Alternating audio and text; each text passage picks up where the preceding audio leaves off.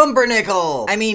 Good evening! It's just so fun to say. Since I've already ruined it for you, today I'm talking about Pumpernickel. And the best part is, the meaning of the name is just as fun as the name itself. Pumper comes from the Germanic pumpern, meaning flatulent. Nickel is a derived form of Nicholas, meaning Satan, or goblin, or jerk. Together you get the name Fart of the Devil, which refers to how difficult it is to digest. And if you hear a story about Pumpernickel being named after Napoleon's horse, don't believe it. Pumpernickel had its name long before Napoleon even existed. The first reference to Pumpernickel is in the Westphalia region of Germany in 1450, but it was probably much older than that, considering domesticated rye showed up about 4400 BC. There are two different types of pumpernickel: German pumpernickel and the wimpy American pumpernickel. They use different methods in trying to counteract amylase. Amylase is an enzyme that likes to turn starches into sugars. This is unfortunate because amylase is present in great numbers in rye and likes to turn bread into mush. German bakers defeat it with a very acidic sourdough starter, low temperatures, and a 24-hour cooking time. This results in a loaf of bread that's small and dry with practically no crust. One side effect of the long cooking time is that the Maillard reaction goes completely crazy. That's just a fancy term for the browning effect,